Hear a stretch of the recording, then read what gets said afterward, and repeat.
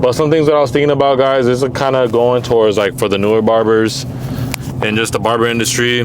Some things that kind of like see what's going on today's world in the barber industry is kind of like, if you are a new barber and you are not putting in the time at the barbershop, cool, someone else will. A lot of people have this kind of like mindset to blame the barbershop owner or the barbershop itself to being slow, or necessarily slow, or not bringing you the type of business that you are looking for.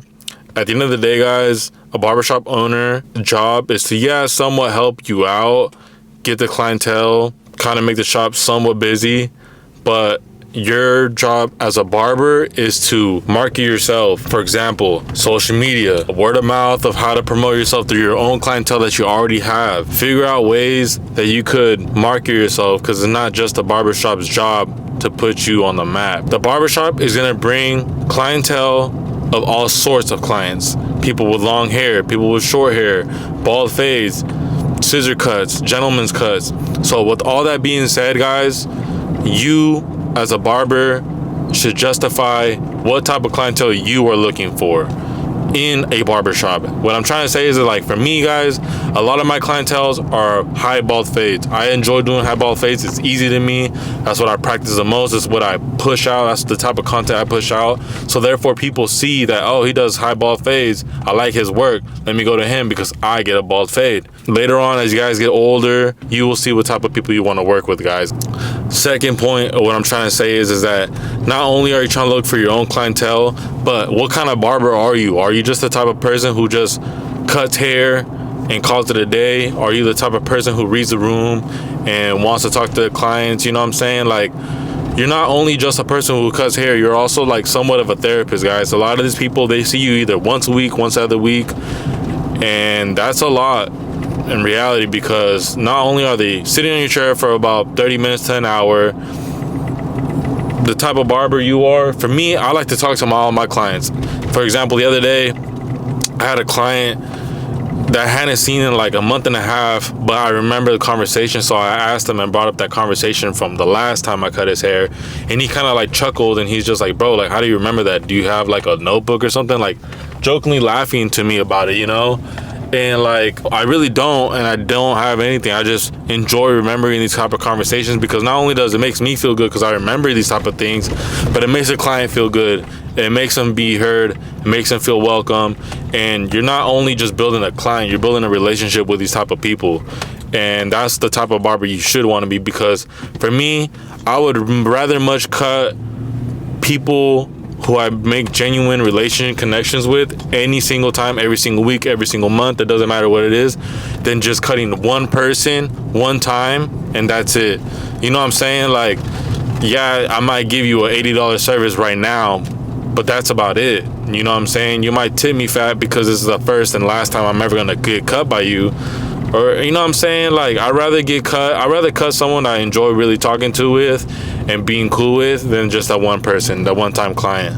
So these are things you got to think about as a new barber, guys. What type of clientele are you trying to build? What type of barber are you when it comes to communicating with your clients? Or also, are you the type of barber who just knows how to do one type of haircut and not so good at the other stuff? You know what I'm saying? Because you got to think about it like this. You might not want to take in walk-ins, someone else will. You might not know how to do a perm, but someone else does. And you might know how to do like long hair scissor cuts, but someone else does. You know what I'm saying? So like, are you the type of barber who wants to learn and be the best barber you can be? Because that's what matters nowadays, guys. I know how to do perms. A lot of the guys at the barbershop don't, but there's a lot of things that I don't know that other barbers do. So how can you promote yourself of that sense? How can you better yourself in the barbershop with their crew that you're with? You know what I'm saying? Another thing I like to think about as a shop owner is my job to try to bring in like-minded barbers to bring you a safe, cool environment. I'm not gonna just hire any barber who could be a fucking potential jackass, a crash out, whatever the case may be. It's my job to kind of bring a nice team, like-minded team that I could relate to, that he, A, B, and C could relate to. And my job is to make it as clean as possible, as professional as it could be, And your job as a barber to be working in my barbershop is to, that little station that you were working on, guys, that is your business in a sense. Like, yeah, you're working for a barbershop, but that is your business, that station. And with that being said, that itself says a lot if you are always filled up, if you're always behind the chair working and stuff like that. And even if you're not, how are you improving yourself to get to that point? If that is your end goal, is to be a filled up barber, what are you doing differently? You know what I'm saying? So these are just things to think about, guys. Promote yourself, build that clientele that you want. If you want just randoms all the time, then post random ass shit, I guess, and just do that. But if you want certain clienteles that make your life easier, or, you know what I'm saying, you got to build your clientele. Don't just expect the barbershop, because through the barbershop, if you're expecting walk-ins all the time, yes, be eager to want to cut anybody and everybody that's coming to the door. That's a good trait to have, is that there's a lot of people, like including myself, growing up, I used to not like taking walk-ins all the time because I didn't know who I was gonna get. I didn't know, but that's the whole purpose of it. But because I got to the point where I had to overcome my fears, get over that little hump, and now I'm at the position where I'm at now today. I'm not saying that I'm the best barber, because I'm nowhere even close to that. I'm not even the best version that I could ever be, because I do slack on certain things though too. But I do check myself, and I do have conversations with people who do put me in check in a good way. Obviously, like they're not dissing me or anything, but they're reminding me like, hey dog, like you're slacking on this and that. And then therefore it puts you in perspective, like, damn, like I have been, like, let me work on this shit again. And it's not necessarily a barber talk, I guess, but it is good to have those type of people around you, because those are the type of people who want the best interest in you, and they want nothing but the best for you. And they're going to remind you constantly, whether it's a family or a friend, it doesn't matter who it is. Those are the people you want to be around. It's people who will remind you to get back on your bullshit, get back on your shit. But these are things to think about, guys.